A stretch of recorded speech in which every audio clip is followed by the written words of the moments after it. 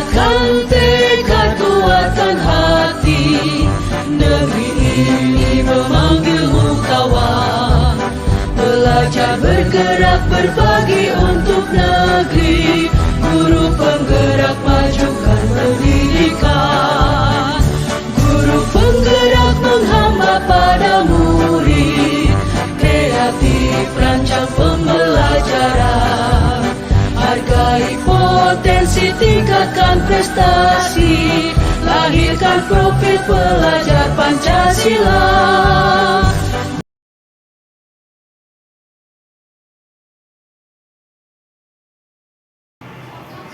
Assalamualaikum warahmatullahi wabarakatuh.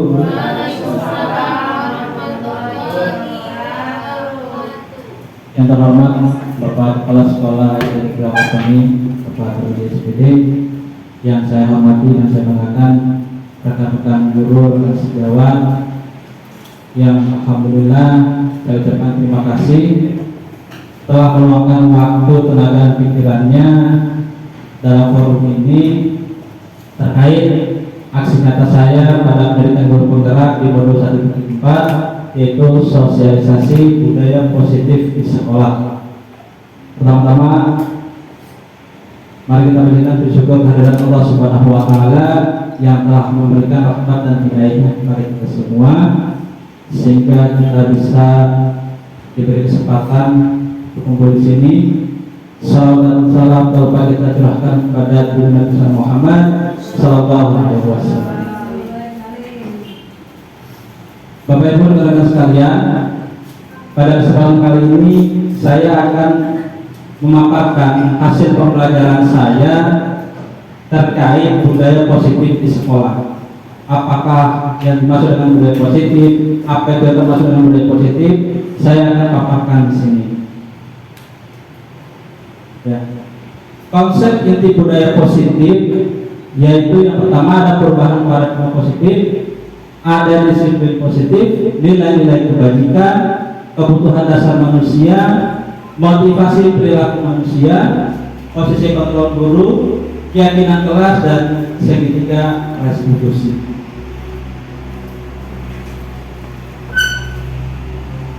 Yang pertama, ada perubahan paradigma positif. Hal ini terkait dengan miskonsepsi tentang teori kontrol. Jadi di sini ada 4 ilusi atau 4 hal yang sebenarnya tidak terjadi, tapi seolah-olah terjadi di keseharian kita. Yang pertama, ada ilusi bahwa guru bisa mengontrol murid. Jadi Bapak Ibu, tidak ada yang namanya guru mengontrol murid. Murid memiliki hak untuk memilih, untuk berkembang sesuai kodrat yang dimilikinya. Jadi yang kita lihat ini, guru memerintahkan murid begini, itu sebenarnya bukan mengontrol, itu hanya ilusi. Jadi guru itu tidak bisa mengontrol murid. Kemudian yang kedua, ilusi bahwa semua penguatan positif efektif dan bermanfaat. Ternyata penguatan positif ini tidak selamanya efektif. Ketika seseorang terus-terusan diberikan suatu penguatan positif, ketika dia tidak diberikan penguatan itu akan menimbulkan penurunan kualitas pada dirinya. Itu yang ada. Kemudian yang ketiga, ilusi bahwa kritik membuat orang merasa bersalah, dapat menguatkan karakter. Jadi di sini ada suatu hal yang membuat orang merasa bersalah akan suatu kejadian, itu dibilangnya bisa menguatkan karakter. Padahal sebaliknya, itu bisa membuat mental orang malah jatuh. Kemudian yang keempat, ilusi bahwa orang dewasa memiliki hak untuk memaksa. Jadi di keseharian kita kadang terlihat bahwa orang dewasa itu bisa mengontrol anak-anak. Sebenarnya yang kita lakukan terhadap anak-anak itu bukan mengontrol, tapi mengarahkan, menuntut. Ya, jadi bahasa mengontrol ini tidak kurang tepat, apalagi bahasanya memaksa. Ya, ini miskonsepsi tentang teori kontrol yang ada. Di sini ada teori mengubah paradigma stimulus respon kepada pendekatan teori kontrol. Pada stimulus respon tentang dunia, yang pertama mengungkapkan bahwa realitas atau kebutuhan kita itu sama, padahal kebutuhan kita itu setiap orang berbeda-beda. Yang kedua, semua orang melihat yang sama, tapi pada teori kontrol, setiap orang itu memiliki gambaran dan pandangan yang berbeda-beda sesuai gambaran yang dimilikinya. Yang ketiga, kita mencoba mengubah orang agar berpandangan sama, tetapi teori kontrol bilang kita berusaha memahami pandangan orang lain, bukan kita mengubah pandangan orang agar sama dengan kita, tapi justru kita yang berusaha memahami pandangan orang lain. Kemudian yang keempat, perilaku buruk dilihat sebagai suatu kesalahan, tapi semua perilaku itu pada teori kontrol memiliki tujuan tertentu. Selanjutnya, orang lain bisa mengontrol saya, padahal hanya diri kita sendiri yang bisa mengontrol diri ini. Ya, selanjutnya saya bisa mengontrol orang lain. Pada teori kontrol mengatakan Anda tidak bisa mengontrol orang lain. Balik lagi ke sini, maka yang bisa mengontrol diri kita itu diri kita sendiri, bukan orang lain. Karena kita punya hak yang bisa mengontrol diri kita sendiri. Kemudian pemaksaan ada pada saat kedudukan gagal, padahal kolaborasi dan konsensus menciptakan pilihan-pilihan baru. Jadi bukan paksaan. Kemudian terakhir, model berpikir menang atau kalah. Padahal dari kontrol ini lebih mengarah kepada model berpikir win-win solution. Jadi tidak ada masalah menang kalah, diarahkan untuk win-win solution, berpikir menang dan menang. Nah, disiplin positif maknanya berasal dari kata disiplina, artinya belajar, mengacu pada disiplin diri yang memiliki tanggung jawab terhadap apa yang dilakukan berdasarkan yang diyakini. Kalau kata KHD, Ki Hajar Dewantara bilang, di mana ada kemerdekaan atau ada manusia merdeka, di situ ada disiplin yang kuat. Jadi disiplin itu bukan muncul karena adanya suatu hukuman. Disiplin itu muncul karena dia merdeka. Contoh, saya ingin sakit masanya ini nggak kambuh. Saya harus memerdekakan diri saya. Jadi gimana ya? Saya harus disiplin dengan cara pola makan yang teratur. Yang bisa mendisiplinkan saya jadi sendiri, saya disiplin. Jadi disiplin itu muncul sebenarnya bukan karena hukuman, karena kemauan diri sendiri, kesadaran. Ya, nanti artinya akan ke situ. Lalu apa itu disiplin positif? Penerapan disiplin yang bertujuan menumbuhkan kesadaran, memberdayakan murid tanpa imbalan. Nah, nanti ada yang menarik di sini tentang penghargaan. Mungkin pernah dengar dari Pak Sudarwoto, ada hal yang di luar dugaan kita tentang penghargaan.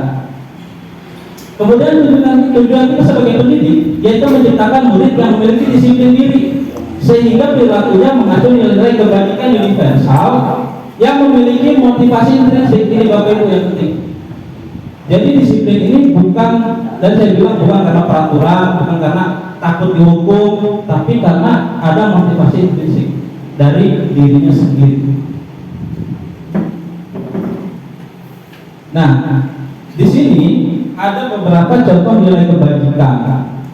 Nilai kebajikan itu nilai yang disepakati bersama, terbebas dari suku, bangsa, agama atau apapun itu. Intinya nilai luhur yang baik yang ada yang harus kita tunjukkan. Contoh nilai kebajikannya apa? Di Indonesia kita punya profil belajar Pancasila yang ada 6 dimensi. Kemudian ini menurut Ibu Primary Years program, bisa Bapak Ibu baca. Kemudian ini menurut 9 pilar karakter Indonesian Heritage Foundation. Sebenarnya ada banyak.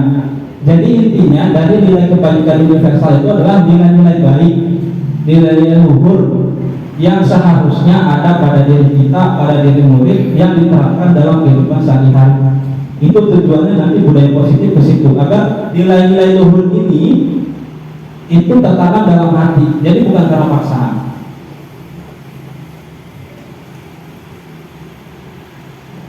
Lalu kemudian manusia itu memiliki kebutuhan. Di sini saya akan bicara tentang kebutuhan dasar manusia yaitu segala sesuatu yang dibutuhkan oleh manusia untuk mempertahankan keseimbangan fisiologis dan psikologis, fisik dan psikologisnya, yang bertujuan mempertahankan kehidupan dan kesehatan. Ada 5 Bapak Ibu kebutuhan dasar manusia. Yang pertama bertahan hidup, ini cukup jelas. Ini hubungannya dengan kebutuhan fisiologis atau fisik, makanan, minuman, sandang, papan, dan lain-lain. Kemudian ada kebutuhan kasih sayang dan rasa diterima. Jadi yang 4 ini itu ke arah psikologis, yang tengah ini fisiologis. Ini kebutuhan dasar manusia, ada kebebasan, ada kesenangan, ada penguasaan. Kenapa anak bisa melanggar? Kenapa orang bisa melakukan hal-hal negatif? Karena ada salah satu kebutuhan dasarnya yang tidak terpenuhi. Contoh, ada orang nyolong, ada orang mencuri, ada pernah kasus nenek mengambil singkong di kebun orang, dianggapnya mencuri. Itu kenapa? Karena kebutuhan bertahan hidupnya tidak terpenuhi. Kebutuhan bertahan hidupnya tidak terpenuhi. Ada anak di kelas kita yang bahasa sekarang apa ya, caper, pecicilan. Kenapa? Ya mungkin di rumah kebutuhan ini nih, kasih sayang, rasa diterimanya tidak terpenuhi gitu. Jadi adanya tindakan negatif itu dasarnya adalah adanya kebutuhan yang tidak terpenuhi. Intinya itu. Ketika kebutuhan ini terpenuhi, tidak akan ada penyimpangan-penyimpangan yang terjadi. Ya, itu terkait kebutuhan dasar manusia. Nah, selanjutnya dari kebutuhan dasar itu akan ada motivasi perilaku. Nah, yang tadi saya bilang, perilaku manusia muncul yang pertama karena adanya menghindari ketidaknyamanan atau hukuman. Anak sering datang pagi karena sebelumnya kita udah dikasih tukang bukunya, kalau telat bersih WC. Nah itu karena dia datang pagi karena takut bersih WC. Ada motivasi eksternal. Yang kedua, untuk mendapat imbalan atau penghargaan. Kita kan guru sering ya, mungkin beberapa guru sini sering buat imbalan bagi anak yang bisa jawab. Yang bisa jawab, bapak kasih permen, bapak kasih coklat. Nah itu dia terus-terusan bisa berusaha menjawab ya karena ada motivasi eksternal, karena ada imbalan. Nanti akan ada efeknya, ada negatif efek dari penghargaan ini. Setelah ini ada. Dan yang ketiga, untuk menjadi orang yang mereka inginkan dan menghargai diri sendiri dengan nilai-nilai mereka percaya. Nah ini kesadaran ada di sini nih. Yang tadi saya bilang, saya misalkan ada murid selalu tepat waktu datang, ya karena dia yakin bahwa dia harus datang tepat waktu karena dia mau belajar, menuntut ilmu. Jangan sampai saya terlambat. Ya itu ada dalam dirinya. Nah ini nanti tujuan disiplin positif, adanya motivasi internal.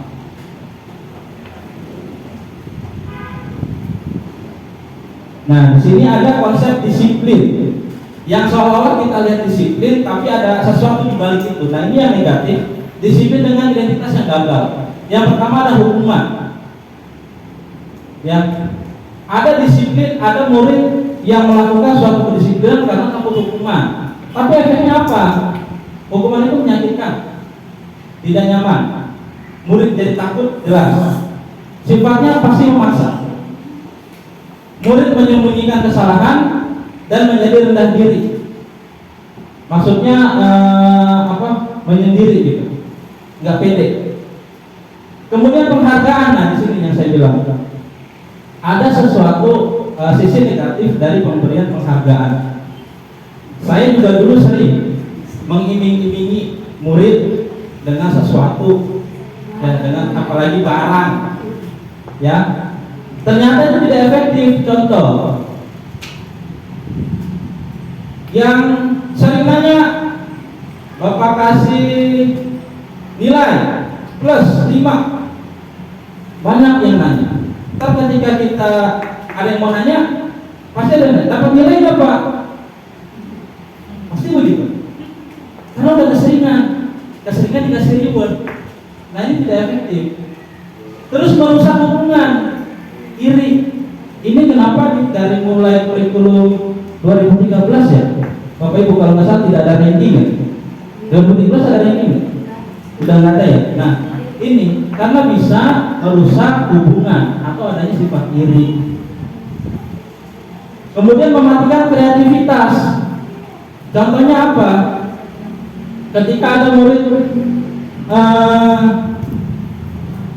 disuruh membuat misalkan suatu puisi, yang puisinya bagus, dikasih sesuatu, ya nanti dia akan buatnya puisi ya, nggak buat puisi yang lain, nggak buat karya yang lain gitu. Jadi mengiming-imingi penghargaan ini membuat sesuatu daya pikir siswa itu, murid itu jadi terbatas. Padahal murid itu bisa mengeksplor dirinya lebih dari itu. Kemudian mengukur dengan sistem ranking. Nah ini hubungannya sama yang tadi. Jadi sistem ranking ini mulai 2013 sudah kita hilangkan. Dia tujuannya ini. Karena kadang-kadang meskipun kita sudah bilang udah nggak apa-apa, meskipun bukan 10 besar, tapi nanti di rumah orang tuanya Bu, Pak, orang tuanya pasti ada sesuatu yang dia orang tua bilang ke anak. Kok nggak ranking 10 besar, kok nggak ini, kok nggak itu. Bahkan kita udah nggak bikin ranking pun orang tua WA kita, Pak anak saya ranking berapa ya? Padahal udah jelas-jelas kita bilang di kurikulum 2013 mereka udah nggak ada ranking. Ini adalah hasil dari anak bapak ibu, ya. Dalam hargai karena ini hasil mereka. Tolong beri apresiasi, gitu. Kemudian merampas hak menghargai dirinya. Ya, jadi itu ketika ada sistem penghargaan atau ada ranking, misalkan ketika dia ada di bawah, kadang-kadang anak merasa tidak dihargai karena rankingnya di bawah. Terus juga suka terjadi olok-olokan dari teman-temannya, ujung-ujungnya bully, gitu. Makanya sisi gelap penghargaan seperti itu, sisi gelapnya. Iya, sisi negatif, sisi gelapnya. Dulu saya di waktu juga sering ingin begini penghargaan. Nggak sering. Anak yang nggak bisa baca, kalau bapak pulang liburan, bapak kasih tas yang bisa baca. Sering. Tapi alhamdulillah memang nggak semua anak seperti itu. Ada anak yang meskipun tidak diiming-imingi, ya dengan kesadaran dirinya dia mau belajar, ada. Tapi inilah sisi gelap penghargaan ya Bapak Ibu. Selanjutnya, nah ini yang identitas sukses atau positif. Ada yang namanya konsekuensi. Kalau konsekuensi sama hukuman beda. Kalau konsekuensi itu ada kesepakatan antara kita dengan murid, misalkan kita sepakat nih kalau tidak piket konsekuensinya apa? Ya saya harus punya kelas sendiri misalkan. Tapi dari konsekuensi ini guru ini sifatnya hanya mengarahkan untuk si konsekuensi. Jadi bukan anak telat lari lapangan 10 kali, itu udah hukuman. Beda. Kalau konsekuensi kamu telat ya. Iya Pak, konsekuensinya apa? Iya, ini nanti saya harus belajar di perpus, terus saya kasih rangkuman ke Bapak. Oke. Itu udah kesepakatan kita. Itu konsekuensi. Kemudian ada namanya restitusi. Nah, ini yang sifatnya paling bagus, paling positif. Yang pertama, murid bertanggung jawab untuk perilakunya. Jadi apa yang dilakukan murid, dia bertanggung jawabkan nanti di restitusi. Fokus pada pemecahan masalah jangka panjang. Jadi bukan masalah pada saat itu saja, tapi nanti untuk kedepannya akan ada efek. Ini kelebihan restitusi. Kemudian murid bisa menghormati dirinya dan orang lain. Kemudian di sini murid mengontrol dirinya. Jadi dia yang menentukan solusi apa dari masalah yang dia hadapi sekarang. Kira-kira solusinya apa ya? Nah di sini murid memegang kontrol atas dirinya. Kemudian murid bisa lebih bersemangat memperbaiki kesalahan. Yaitu namanya restitusi. Jadi menumbuhkan kesadaran murid tentang kesalahan yang dikerjakan, tapi ada solusinya. Bukan cuma sadar, oh ya saya salah, tapi solusinya apa? Setelah ini kamu mau apa? Nah itu restitusi. Oke. Ini ada simulasi perbedaan antara hukuman, konsekuensi, dan restitusi. Kasusnya ada murid sering tidak mengerjakan PR. Ketika ada hukuman, guru menghukum murid tersebut hormat bendera 10 menit. Guru marah dan murid takut, itu hukuman. Biasanya hukuman ini spontan. Kemudian konsekuensi, guru memberikan konsekuensi mengerjakan PR saat istirahat, lalu dikerjakan sebanyak 3 kali lipat. Ini sudah menjadi kesepakatan biasanya. Kalau saya dulu kalau sekolah ya tadi suruh ke perpus, baca buku, terus dipresentasikan apa itu yang dibaca. Kemudian ada juga sekolah yang dikasih konsekuensinya ketika sudah masuk jam pelajaran pertama terlambat, misalkan kasusnya terlambat, itu dia tidak boleh masuk selama 1 jam. Tapi selama 1 jam itu dia harus belajar di perpus dan dia harus laporan apa yang dia pelajari di perpus ada. Itu konsekuensi. Di sini dibutuhkan ketegasan dan murid menghormati. Tapi bukan paksaan. Di sini hanya berupa konfirmasi. Kamu salah, konsekuensinya apa? Nah, gitu. Kalau restitusi, nanti hubungannya sama keyakinan kelas. Jadi murid ini dibimbing untuk menyelesaikan masalahnya sendiri, di mana guru terbuka dan murid menghormatinya dirinya dan orang lain. Jadi dibimbing. Murid di sini dibimbing untuk menyelesaikan masalahnya atas kesadarannya sendiri. Itu restitusi. Nah, ini yang menarik. Coba kita refleksikan posisi kontrol guru. Kira-kira selama ini Bapak Ibu ada di mana? Yang pertama, ada posisi penghukum. Penghukum itu kalau ada yang salah, dia itu nadanya keras, tegas. Biasanya hukumannya fisik, spontan. Kamu terlambat, udah 30 menit. Hormat, 20 menit. Nah, itu hukuman, penghukum. Yang kedua, pembuat merasa bersalah. Ya, kamu sih terlambat. Ini gara-gara kamu, Bapak mesti ulang pelajaran lagi. Kan murid jadi merasa bersalah ya? Gara-gara saya. Ini gara-gara kamu, ini teman-teman kamu masa ulang pelajarannya lagi. Itu gara-gara kamu, ini gara-gara kamu. Nah itu. Ini gara-gara kamu nih sering berisik. Yang lain gak pada dengar, jadinya ibu udah sampai bobusan nih ngomong.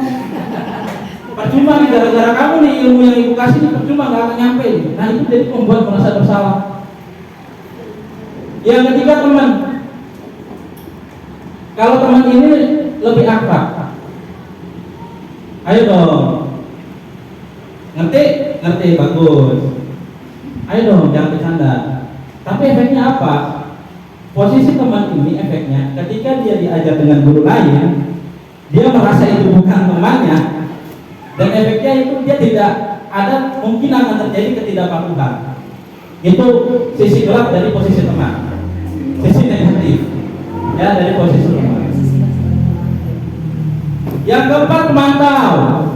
Kalau memantau tadi hubungannya sama konsekuensi. Jadi si guru cuma mengkonfirmasi kesalahannya apa, kesalahan kamu apa. Oh saya terlambat Pak. Kemudian konsekuensinya apa? Ya saya harus ke perpus, saya harus baca, nanti laporan ke Bapak. Oke, ke perpus, laporan selesai. Ini pemantau. Ya, jadi guru nadanya nggak tinggi, datang aja. Gitu. Kalau teman lebih akrab, persuasif. Ya. Kalau ini melas-melas, melas-melasnya gara-gara kamu. Nah ini yang paling bagus, manajer ditanya kesalahannya apa, kenapa kamu bisa begini, terus untuk kedepannya solusinya gimana ya.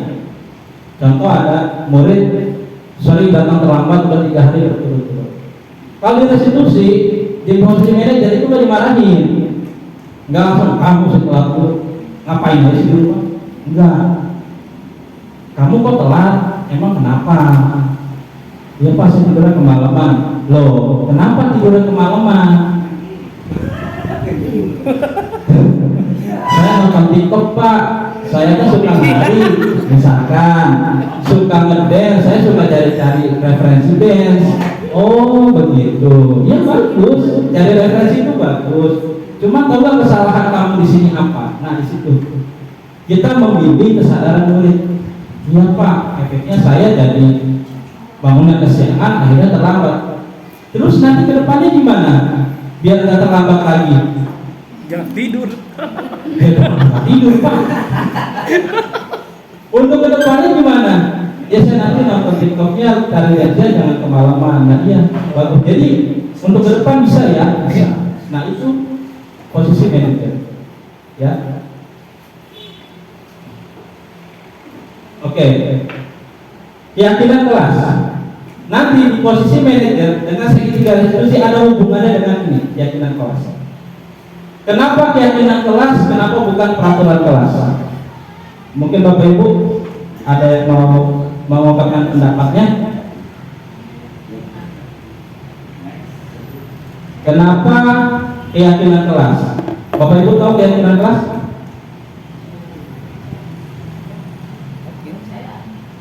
Kepercayaan. Apa lagi? Komitmen bersama.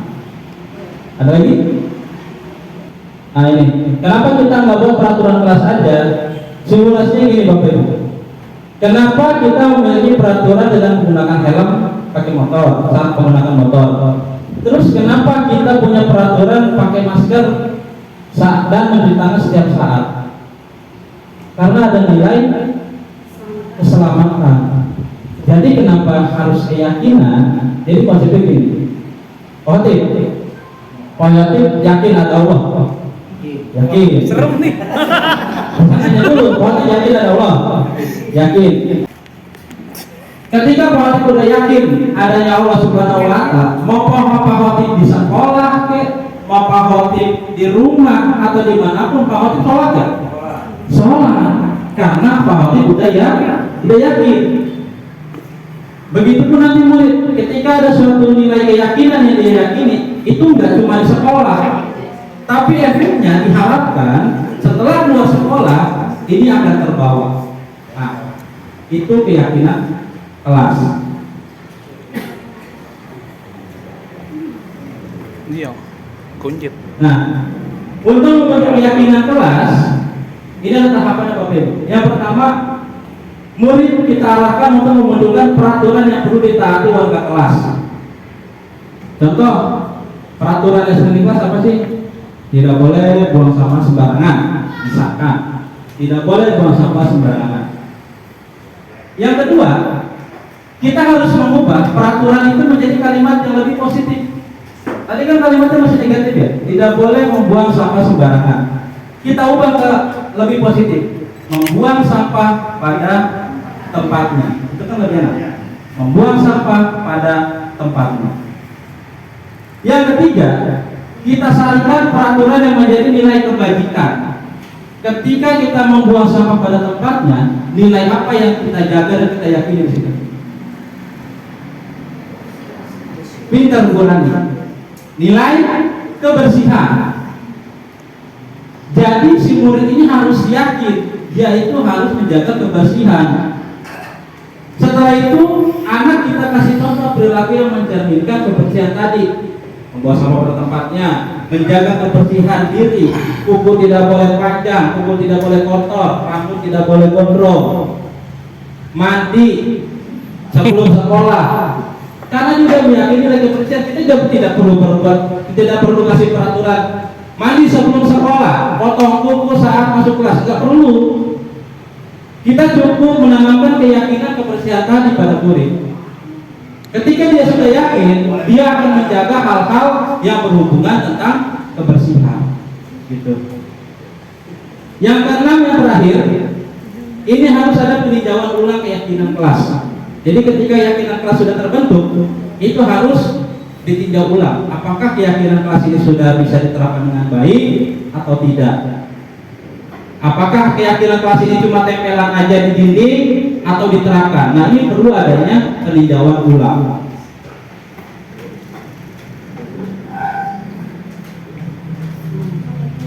Oke, sebelum ke sini saya akan tampilkan proses pembentukan keyakinan kelas di kelas saya sedikit. Saya skip aja Bapak Ibu, saya akan jelaskan intinya.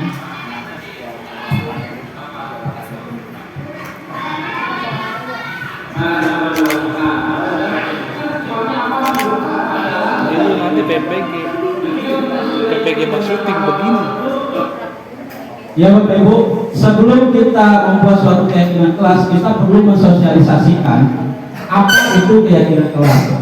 Karena yang anak tahu sekarang ini adalah peraturan atau tata tertib. Jadi kita harus berikan pengetahuan awal. Kita ini mau ngapain sih? Ngapain? Untuk apa kita buat keyakinan kelas? Kita harus sosialisasikan.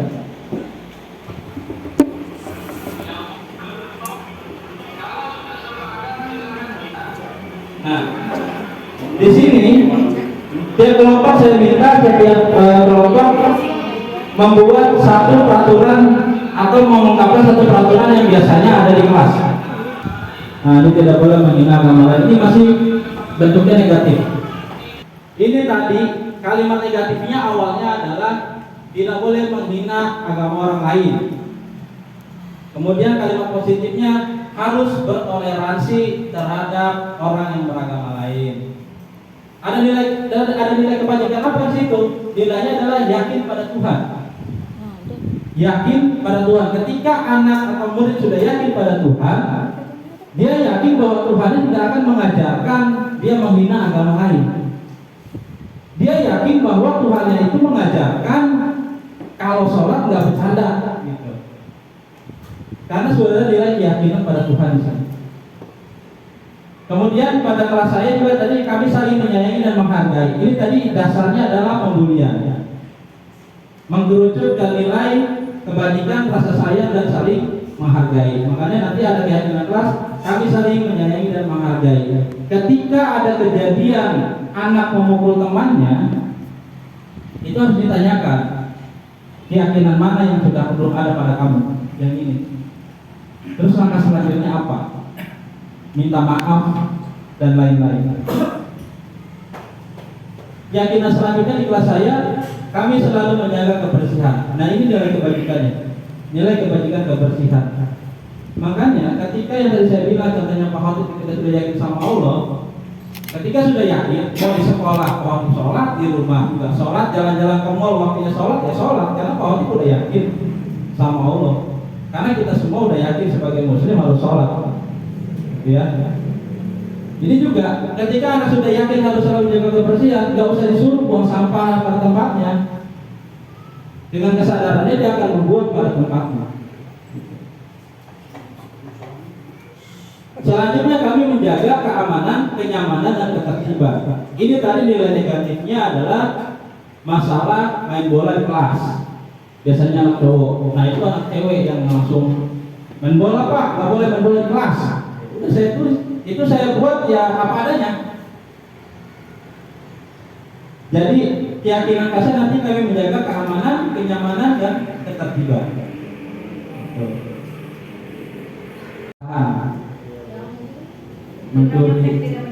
Nah, itu Bu. Jadi yang pertama saya tanya, apa kira-kira yang tidak baik? Tidak boleh mencontek Pak. Ini tidak boleh mencontek, betul. Nanti kalimat positifnya mengerjakan soal ulangan dengan jujur atau mengerjakan soal ulangan sendiri. Nah, nanti ada sikap apa di situ? Ada kebajikan apa? Kejujuran.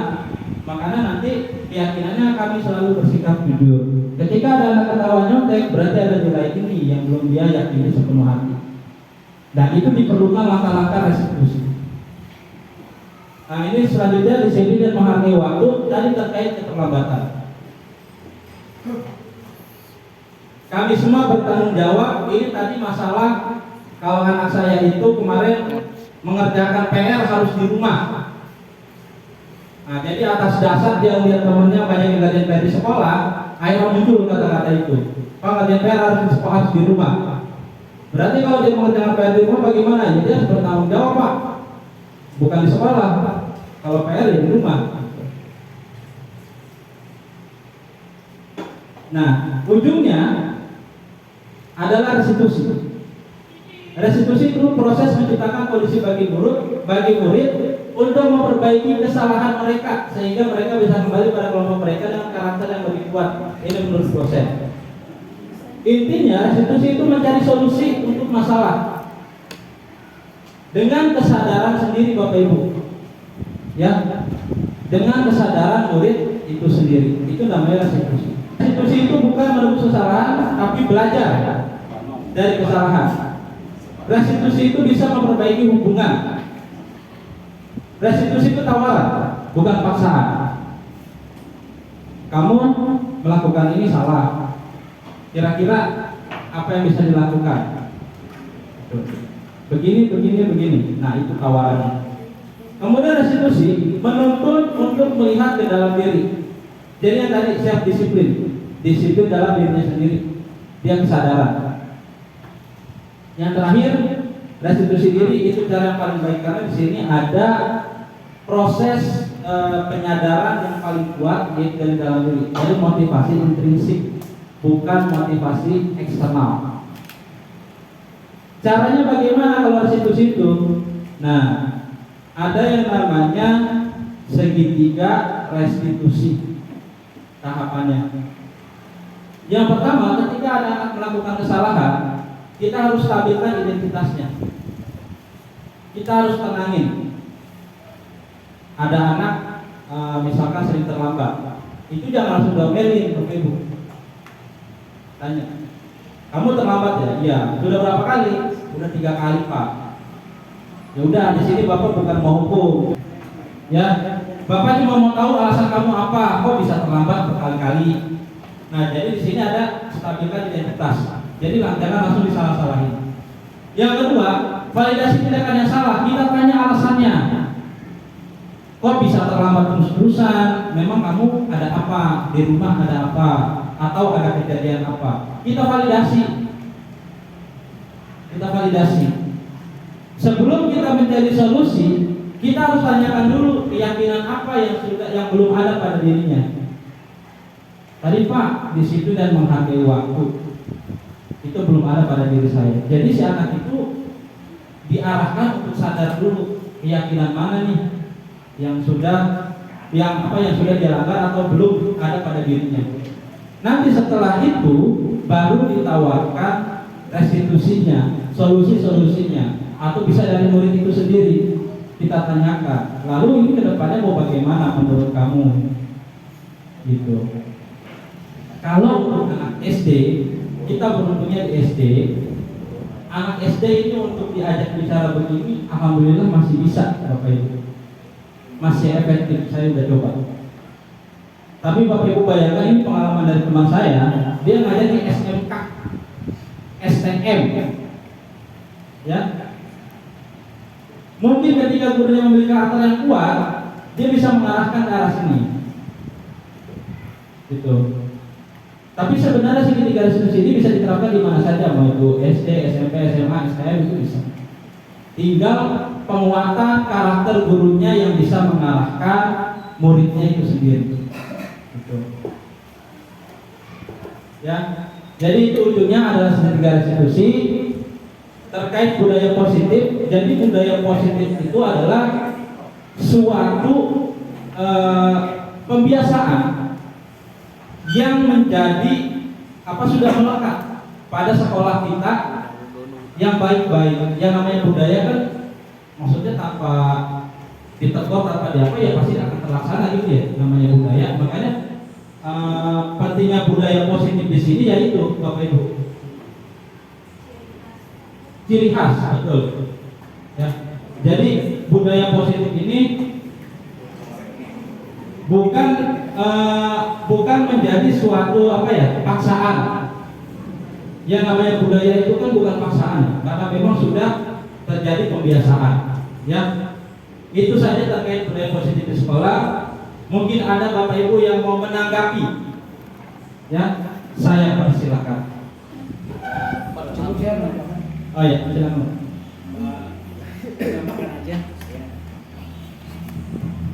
Bismillahirrahmanirrahim. Assalamualaikum warahmatullahi wabarakatuh. Ya, pada Bapak Ibu, guru ini juga ke Pak Anfal sebagai calon guru penggerak yang pada hari ini memperkenalkan tentang konsep budaya positif, ya, yang sudah diutarakan, sudah disampaikan sama Pak Anfal. Tentu bagaimana kiat kita untuk meyakinkan dan menjadi keyakinan bahwa setiap apa yang dilakukan itu bermakna. Ya, tentu melalui proses ya, melalui proses. Contoh keyakinan kenapa harus menyiapkan aman? Terus itu keyakinannya apa? Supaya tumbuhan bisa tumbuh subur. Dengan tumbuhan subur dan hijau, pandangan mata kita pun sejuk, hati kita pun jadi sejuk. Nah, diarahkan ke situ.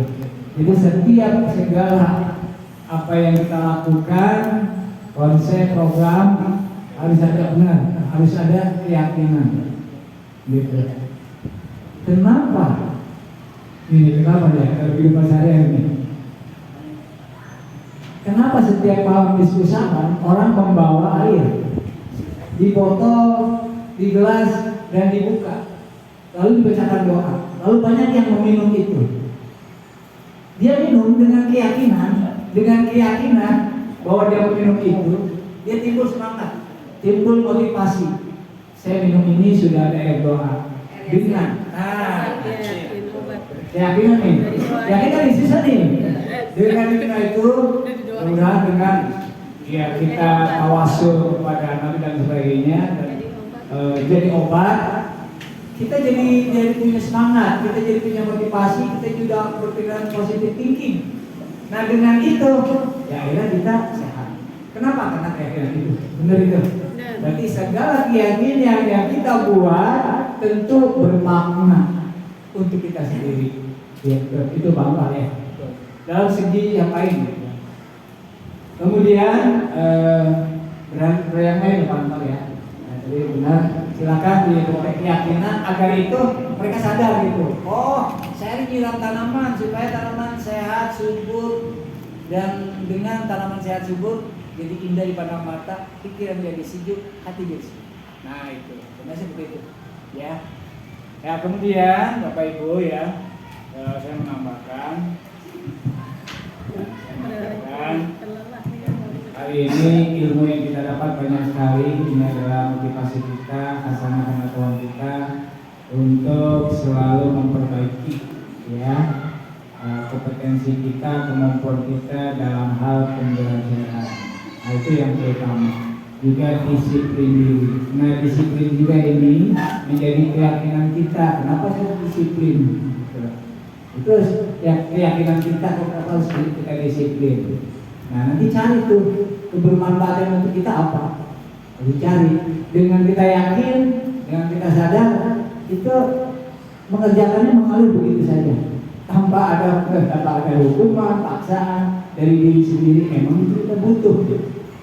Demikian Bapak ya. Yang dapat saya sampaikan dari Alhamdulillah Taufiq wal Hidayah. Wassalamualaikum warahmatullahi wabarakatuh. Waalaikumsalam warahmatullahi wabarakatuh. Terima kasih atas harapannya dan masukannya Bapak Tamu kita. Ke siswa ini. Ya, tambahkan tadi kita aja. Iya. Dari sisi mana boleh? Menambah keyakinan, pembiasaan. Ya, kaitan tadi sempat maaf ya, karena kita belum memberi informasi ke teman-teman kaitan dengan yang masalah komunitas yang dibaca literasi. Memang kalau yang saya pahami saat ini kita kan ketika kita punya ide kita baru masing-masing kelas-kelas aja nih kayak gini kan memang kita juga belajar merampungkan gitu ya. Dan saya berharap sebenarnya suku yang lebih itu jadi udah seperti ngomong ayo setiap satu kapan kita pasti sejam lah buat bikin apa gitu misalnya. Dan dengan budaya positif ini memang di kelas itu saya selain memang udah buat keyakinan kelas, terus juga ada sebuah tingkah laku siswa yang saya berharap jadi budaya positif, sebenarnya kebiasaan positif Pak. Jadi saya sering ingetin ke teman-teman itu anak-anak siswa sampai saya bilang kalau selamat itu jangan tarik tangan guru atau orang tua. Saya bilang begitu. Coba upayakan selamat itu kamu yang nunduk. Karena apalagi ke orang tua, ke guru terutama kan kaitan dengan saya berharap bukan hanya artinya helat lah kayak gitu. Makanya kebiasaan yang dilakukan saling siswa itu terutama ke siswa yang saya ini gitu ya. Jadi mereka itu saliman seperti itu. Jadi saya berharap salamannya kadang-kadang bahkan ada yang di sini gitu kan, ada yang Paling pusing. gitu kan, ada yang macam-macam lah. Saya bilang jangan tarik tangan dulu, tapi kamu yang nunduk. Kalau perlu pakai tangan dua, saya bilang begitu. Kenapa? Salah satu pertama perilaku, terus juga artinya saya berharap jangan lihat kita lihat kondisi di sini, maaf ya, di Rokompon itu kan kalau bicara kalau kata Pak yang paling paling tidak saya berharap mereka berpunya perilaku, punya moral yang baik lah. Sampai saya bilang kayak gitu, kalau saling terutama orang tua kalian bilang gitu, yang ambil, ada maksudnya yang hamil, yang hamilin, saling jangan tangannya, hamil untuk bilang begitu kan. Nah, saya berharap bukan hanya saya, sampai kegiatan setiap hari Jumat, kenapa kadang-kadang saya suruh tulis Al-Quran, surat pendek, bahkan saya bilang ini harus cepat, minimal juz amma sampai yang ini Pak waktu kan saya bilang sama kamu jadi ustaz kan, jadi apa namanya, jadi imam taraweh kan, sampai ini ya kan, maksudnya nggak terus sampai kalam misalnya, minimal mereka biasa menulis Al-Quran dan juga menghafal pendek. Ya itu kan sampai tadi kaitan dengan literasi. Karena saya memang anak-anak saya suruh bikin buku semacam bikin kayak jurnal literasi. Bahkan saya bilang beli aja map yang ada gantungannya, cuma mereka belum ini belum maksudnya belum ada lupa ada segala macam dah. Sebab sih ada kayak map yang ada gantungan di dalamnya tuh ada buku dia, ada buku jurnal dia, kayak gitu. Sampai saya bilang dia jangan tulis judul bukunya, pengarangnya, sampai dari halaman berapa sampai berapa, orang satu halaman. Yang penting mereka ada apa ya, kebiasaan baik itu, maksudnya gitu. Begitu saja Pak. Assalamualaikum warahmatullahi wabarakatuh. Waalaikumsalam warahmatullahi wabarakatuh. Ya, terima kasih kepada Pak Abdul Khatib.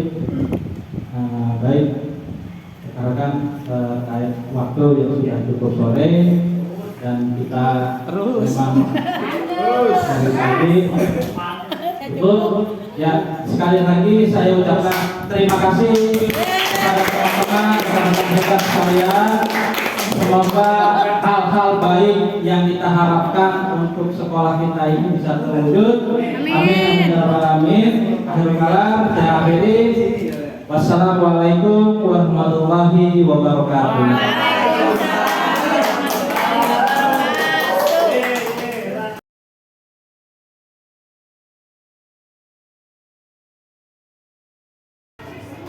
Assalamualaikum warahmatullahi wabarakatuh. Selamat pagi.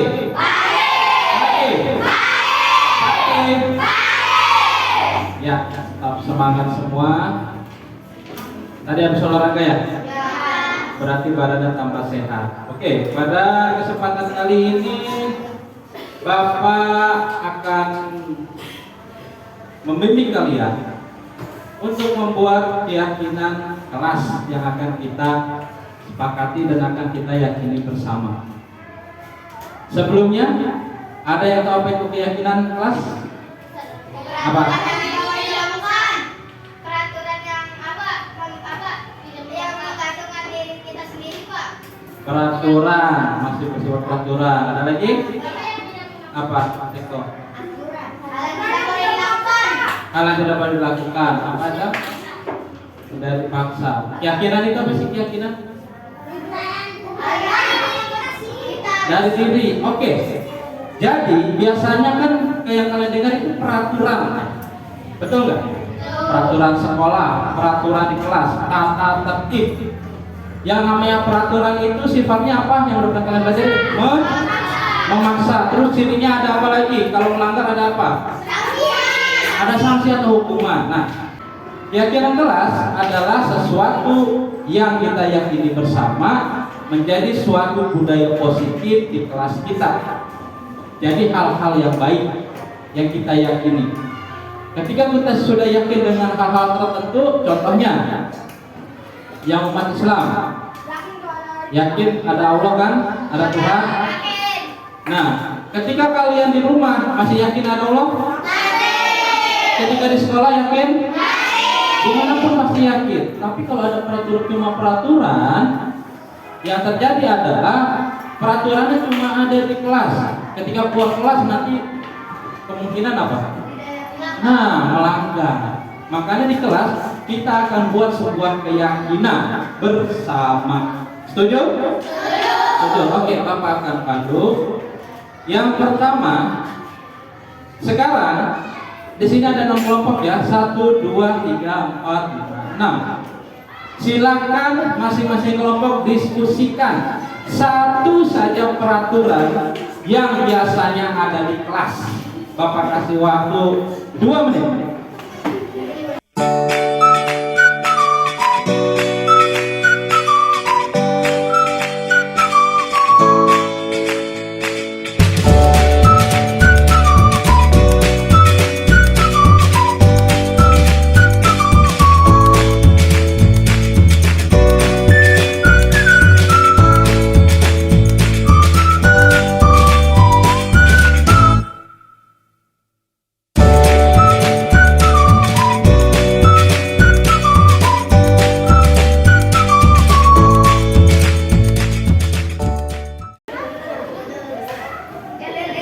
Bapak tanya dari kelompok 1, apa peraturan yang biasa ada di kelas? Oke, tidak boleh.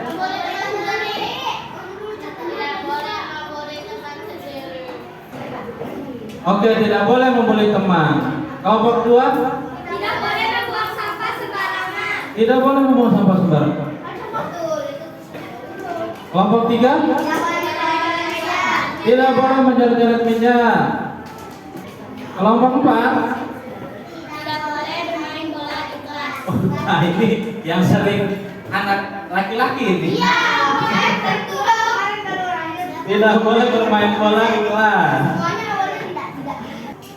Oke, kelompok 5? Tidak boleh menghina atau agama Tuhan atau agama orang lain. Oke, tidak boleh menghina agama lain. Karena kita kan berbagai macam agama ya.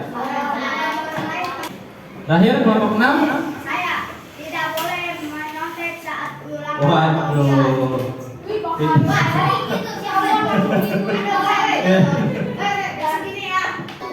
Oke, ini adalah hal-hal atau peraturan yang sering ada di kelas. Yang pertama, tidak boleh membuli teman, tidak boleh membuang sampah sembarangan. Yang ketiga, tidak boleh menjaret-jaret meja. Yang keempat, tidak boleh bermain bola di kelas. Yang kelima, tidak boleh menghina agama lain. Dan yang keenam, tidak boleh mencontek saat ulangan.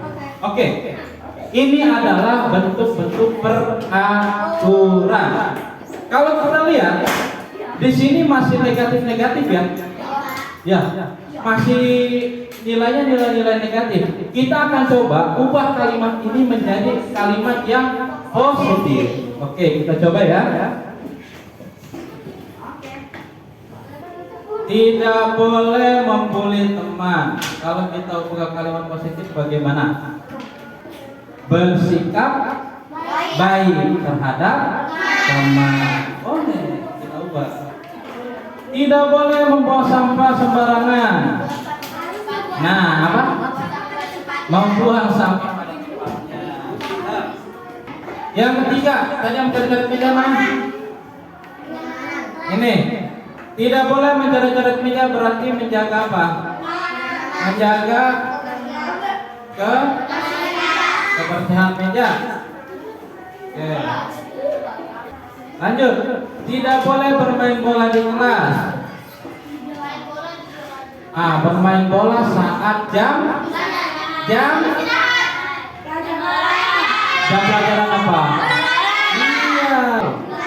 Tidak boleh menghina agama lain. Toleransi kepada toleransi apa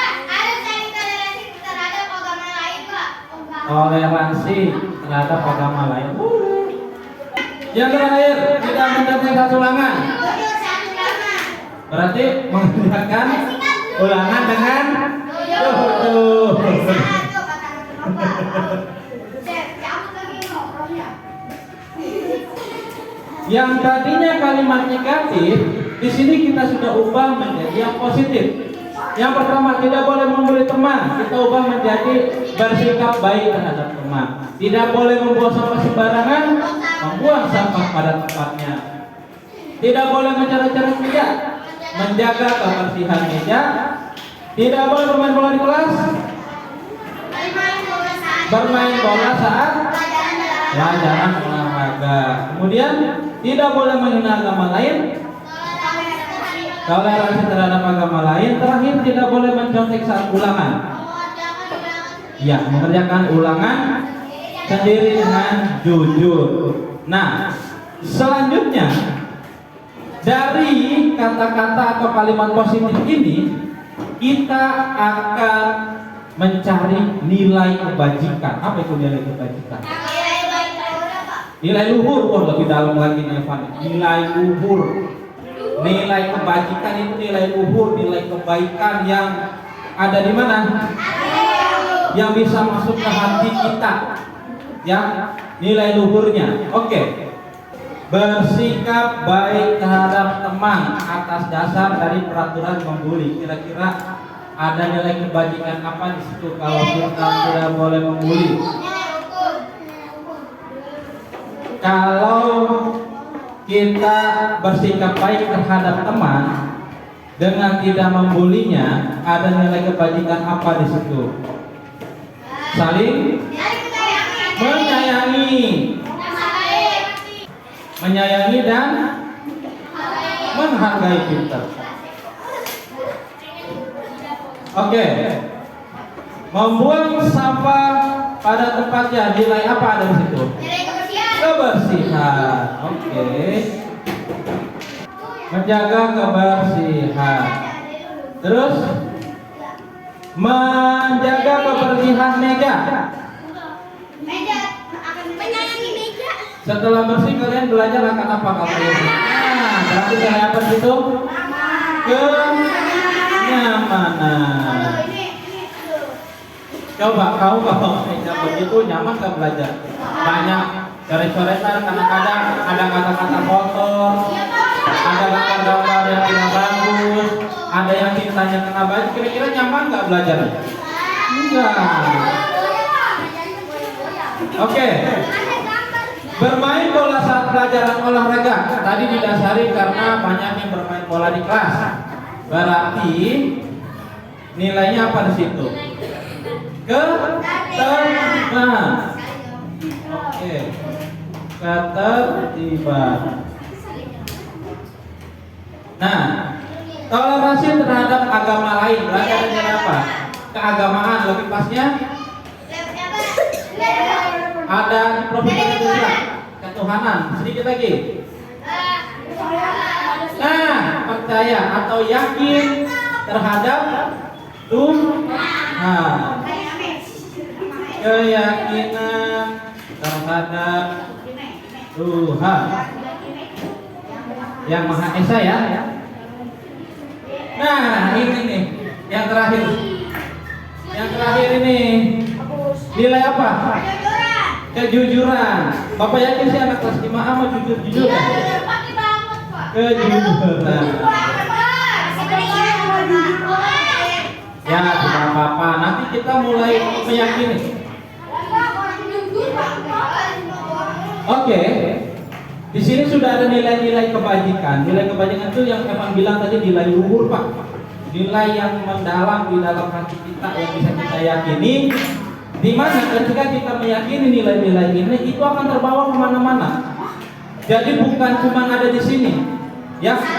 Ketika di luar kalian akan tetap menjaga kebersihan. Ketika di luar kalian akan tetap menjaga ketertiban. Ketika di luar dari sekolah ini kalian akan tetap jujur. Itu yang Bapak harapkan dengan keyakinan kelas ini. Oke? Ini baru nilainya. Sekarang kita akan susun kata-kata keyakinan kita. Oke? Kita akan susun Oke, kita akan buat sebuah kata-kata keyakinan kelas, dari nilai kebajikan yang udah kita teliti dari kalimat positif yang tadi. Oke. Saling menyayangi dan menghargai. Berarti kata-katanya kami Sangat menyayangi dirinya. kami saling menyayangi dan menghargai. Nah, itu adalah suatu keyakinan. Jadi kami yakin bahwa kami itu harus saling menyayangi dan menghargai. Yang kedua, kami selalu menjaga kebersihan. Yang ketiga, kami menjaga keamanan dan kenyamanan di kelas. Selanjutnya, nilai ketertiban, berarti keyakinannya adalah kami menjaga ketertiban. Selanjutnya, kami yakin kepada oke. Yang Maha Esa. Yang terakhir, kami bersikap jujur. Kami akan bersikap jujur. Kalau yakin itu jangan pakai kata akan. Kalau kamu yakin pada Tuhan, memang kau bilang saya akan yakin pada Tuhan. Berarti kamu yakin. Kalau kamu yakin berarti kata-katanya kami yang kejujuran.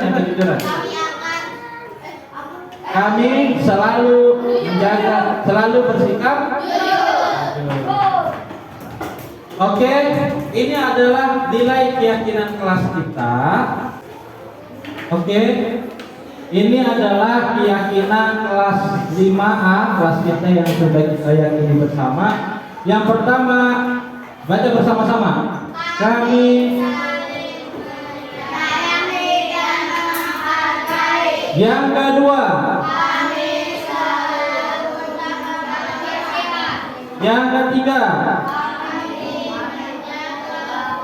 keamanan dan kenyamanan. Yang keempat, menjaga ketertiban. Yang kelima,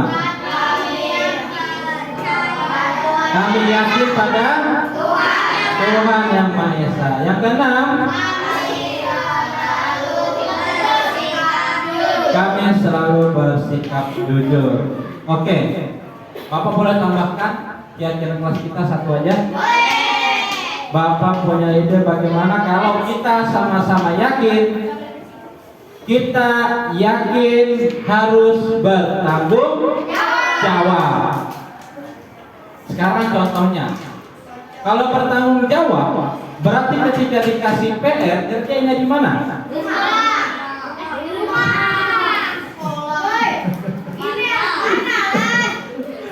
Biasaan ya. Nah, kalau dia bertanggung jawab berarti ngerjain PR-nya di rumah. Ketika dia bertanggung jawab terhadap tugas piketnya, berarti ketika jadwal piket dia harus piket. Oke, nanti ditambahkan keyakinan kelas kita jadi ada 7, yang terakhir yaitu selalu bertanggung jawab. Oke, sekarang Bapak mau tanya contoh yang saling menyayangi dan menghargai apa? Apa?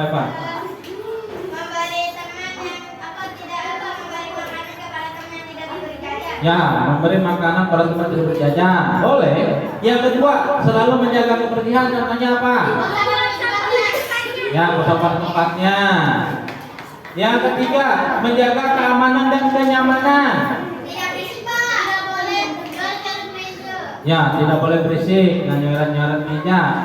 Menjaga ketertiban. Tidak boleh bermain di kelas. Ya, tidak boleh main bola di kelas, tidak boleh teriak-teriak. Teriak-teriak saat pelajaran atau saat guru sedang ke toilet kemana. Ya. Kemudian yakin terhadap Tuhan, contohnya apa? Beribadah tepat waktu, menghormati dengan agama lain, ya, bertoleransi. Yang terakhir, selanjutnya kami selalu bersikap jujur. Dan contohnya apa? Tidak nyetek tulangan.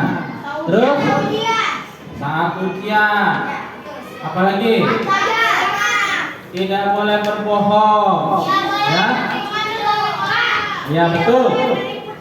Tidak boleh menipu teman, betul. Oke. Ya, bagus, semua tepuk tangan untuk kita. Ya, ini adalah keyakinan kelas 5A. Nah, Bapak mau, kita semua sepakat. Nanti ini bukan cuma kata-kata yang ditempel. Ditempelnya di mana? Ya, nanti ditempel di sini ada. Nanti kita akan buat. Tapi yang lebih bagus ditempel di mana? Iya, pintar, di hati. Kalau udah nempel di hati, kira-kira akan berefek ke perilaku kita enggak? Iya. Ketika kalian di hati kalian ada sikap saling menyayangi dan menghargai, kalian meyakini itu, udah gak ada lagi tuh yang membuli temannya, udah gak ada lagi tuh yang ejek-ejek temannya, udah gak ada lagi tuh yang ngeroyok temannya, udah gak ada. Nah, ketika contoh yang selanjutnya, ketika sudah yakin selalu menjaga ketertiban, itu yang cowok udah gak ada yang lagi tuh yang main bola di kelas, nggak ada lagi tuh yang teriak-teriak. Ya, ya, oke. Bapak minta ini menjadi keyakinan. Halo, ini menjadi keyakinan kita bersama, bukan cuma kalian, Bapak juga. Ya, Bapak juga. Ini menjadi keyakinan Bapak juga. Ini bukan cuma harus yakin di kelas, tapi akan terbawa ke dimanapun berada. Oke, terima kasih. Untuk selanjutnya nanti kita akan buat sebuah figura keyakinan kelas kita per kelompoknya seperti ini ya. Nanti Bapak akan kasih tugas agar kita tempel jadi yang bagus. Ya. Ya, nanti ada hiasan-hiasan. Oke. Itu saja dari Bapak. Terima kasih. Wassalamualaikum warahmatullahi wabarakatuh.